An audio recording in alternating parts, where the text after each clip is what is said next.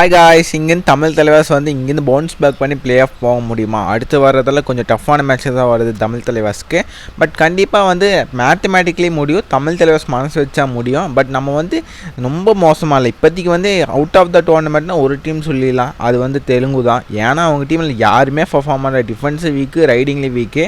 தமிழ் தலைவாஸ் கிட்டே வந்து அந்த டேலண்ட் இருக்குங்க. ஆனால் வந்து நம்ம கோச் லாஸ்ட் இயர் இருந்த கோச்சா இது வேறு கோச்சான்னு எனக்கு ஒரு டவுட் இருக்குது. ஏகப்பட்ட மிஸ்டேக். லாஸ்ட் இயர் வந்து ஒரு பேக் பண்ண ஒரு பிளேயரை அஜிங்கே பவர் வந்து ஸ்டார்டிங்கில் ஞாபகம் இருக்குது, ஃபஸ்ட் ஹாஃபில் ட்ராப் பண்ணிகிட்டே இருந்தார் நம்ம பழைய கோச்சு. யாஷஸ் குமார் வந்ததுக்கப்புறம் என்ன பண்ணார்னா அஜிங்கே பவர் பேக் பண்ணார், எல்லா மேட்ச் ஆட வச்சார். இந்த வருஷம் அந்த பேக்கப் கிடைக்குதா அதுதான் எனக்கு தெரியலிங்க. ஏன்னா 2 ரைடர் நல்லா பண்ணிகிட்டு இருந்தாங்க. நம்மளால் என்ன பண்ணார், ரைடிங்கை திடீர்னு ட்ராப் பண்ணிவிட்டு புதுசாக கொண்டு வந்து ட்ரை பண்ணார் டிஃபென்ஸ் மோசமாக பண்ணதுக்கு.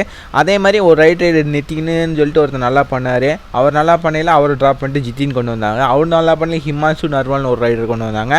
அவர் நல்லா பண்ணி ஹிமாச்சு இங்கன்னு ஒரு ரைடர் கொண்டு வராங்க.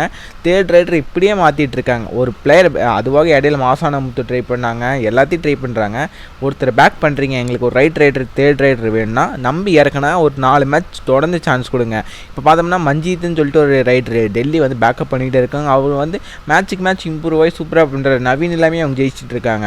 ஒவ்வொரு டீமும் ஒவ்வொரு மாதிரி ஒரு பிளான் எடுத்துகிட்டு போகிறாங்க. நம்ம அடுத்து புனேரி கூட மாதிரி தான், அவங்களாம் பேக்கப் தான். ஒரு எல்லாருமே யங் பிளேயரை விடாமல் பேக்கப் பண்ணி இப்போ அவங்க டாப் டீமாக இருக்கிறதுக்கான அந்த பேக்கப் தான் தமிழ் தலைவாஸில் இல்லைங்க.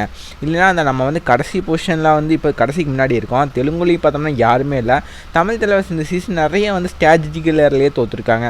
ஒரு மேட்ச் பார்த்தோம்னா ரிவ்யூ தப்பு எடுத்து தோற்றுருக்காங்க. ஒரு மேட்ச் டை பண்ண வேண்டியது அஜிங்கே பவர் வந்து கடைசியில் 33 செகண்ட் கீழே வந்திருந்தால் இன்னொரு ரைடு தமிழ் தலைவாஸ் போய் டை பண்ணியிருக்கலாம். அது தெரியாமல் அஜிங்கே பவர் டைமை வேஸ்ட் பண்ணி தோற்றோம். இது மாதிரி ஏகப்பட்ட ஸ்ட்ராட்டஜிக்கல் மிஸ்டேக்கு. அது இதுவாக ஸ்டார்டிங் 7ல் ஒருத்தர் நம்ம 6 பேர் வச்சு தான் லிட்டரலாக விளையாடுறோம். ஒருத்தர் சும்மா அவர் வந்து எதுக்கு இருக்கான்னு அவருக்கும் தெரில, நம்மளுக்கும் தெரில. ஆப்போசிட் டீமுக்கு பாயிண்ட்டுக்காக ஆப்போசிட்டில் 8 பேருக்கு அடுத்தோம். அபிஷேக் தான், வேறு யாரும் இல்லை.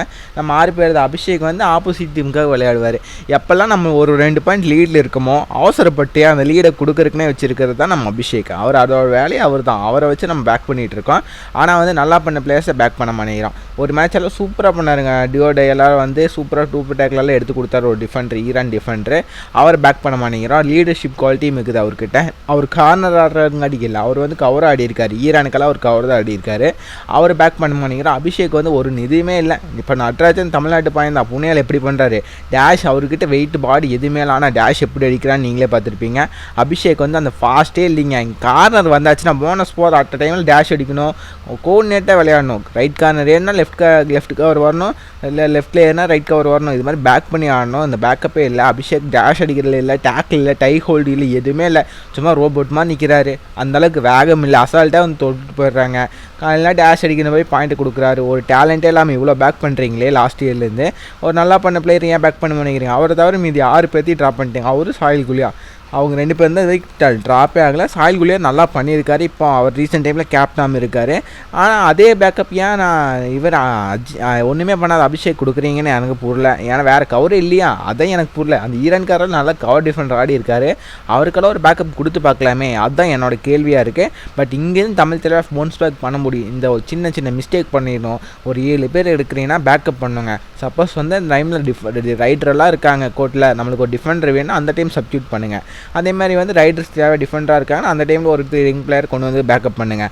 மித்தபடிக்கு எதுக்குங்க மேட்ச்சுக்கு ஒரு ஸ்டார்டிங்ஸாக நம்ம ஃபிக்ஸ் பண்ணி இறக்குங்க. ஒரு நல்லா பண்ணாதவங்களும் ஒரு 2 மேட்ச் ட்ரா பண்ணி கொண்டு வாங்க. அபிஷேக் மாதிரி பிளேயரை பண்ணால் பவுன்ஸ் பேக் பண்ணலான்னு எனக்கு தோணுது. உங்களோட கருத்தை எனக்கு கமெண்ட் பண்ணுங்கள். இந்த வீடியோ பிடிச்சா லைக் பண்ணுங்கள், ஷேர் பண்ணுங்கள், மறக்காம சப்ஸ்கிரைப் பண்ணுங்கள். தேங்க்யூ ஃபார் வாட்சிங்.